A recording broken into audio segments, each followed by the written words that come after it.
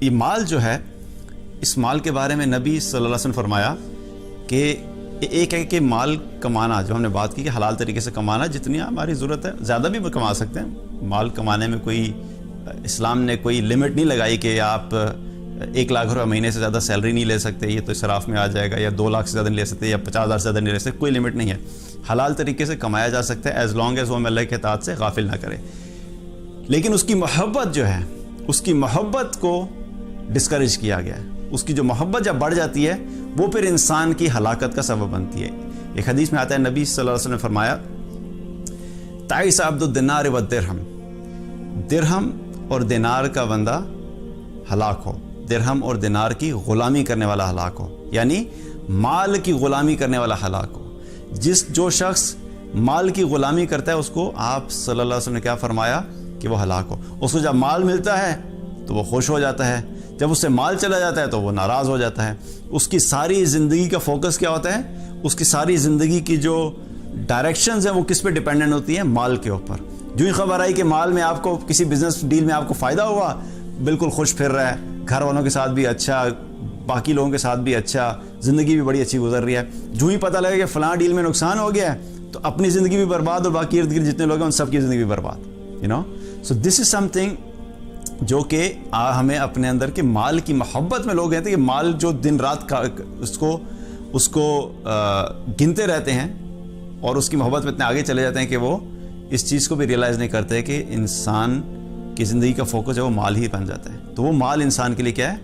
ہلاکت کا سبب ہے جب اس کی محبت آگے چلی جاتی ہے. اور ایک اور حدیث میں آتا ہے نبی صلی اللہ علیہ وسلم نے فرمایا، بخاری اور مسلم کی روایت ہے، آپ صلی اللہ علیہ وسلم نے فرمایا کہ مجھے تم لوگوں کے بارے میں فقر کا اندیشہ نہیں ہے، میں تم لوگوں کے بارے میں فقر کا اندیشہ نہیں ہے کہ تم پہ فقر آ جائے گا، بلکہ میں اس چیز سے ڈرتا ہوں کہ تم لوگوں پر دنیا فراخ کر دی جائے گی جیسے تم سے پہلے لوگوں پر کر دی گئی، اور پھر تم لوگ بھی اس میں ویسے ہی رغبت کرو گے جیسے تم سے پہلے لوگوں نے کی، اور پھر یہ تمہیں بھی ویسے ہی ہلاکت میں ڈال دے گی جیسے اس نے تم سے پہلے لوگوں کو ڈالا.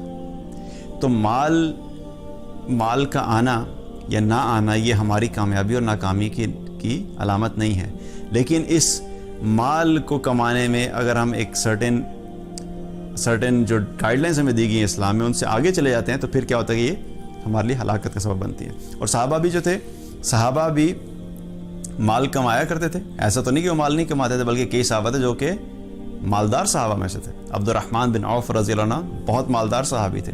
عثمان رضی اللہ عنہ کیا تھے؟ مالدار صحابی تھے. طلحہ بن عبید اللہ رضی اللہ عنہ مالدار صحابی تھے. بہت سے اور صحابہ تھے، لیکن فرق کیا تھا کہ ان لوگوں کو ان کے مال نے اللہ کی اطاعت سے غافل نہیں کیا.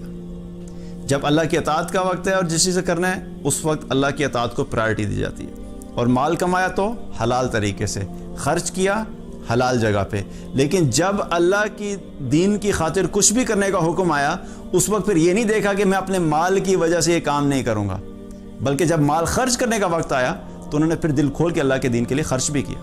اور یہ کیوں ہوتا ہے کہ جب دل میں مال کی محبت نہیں ہے تو پھر اس کو ضائع کرنے میں یا وہ آپ کے پاس سے چلا بھی جائے گا تو کیا ہوگا؟ آپ کو اتنا زیادہ مال کے جانے کی ٹینشن نہیں ہوگی کیونکہ دل میں محبت نہیں. اب محبت کے بھی مختلف لیولز ہیں. ایک ہوتی ہے کہ تھوڑی بہت محبت تو ہر انسان کے دل میں ہے.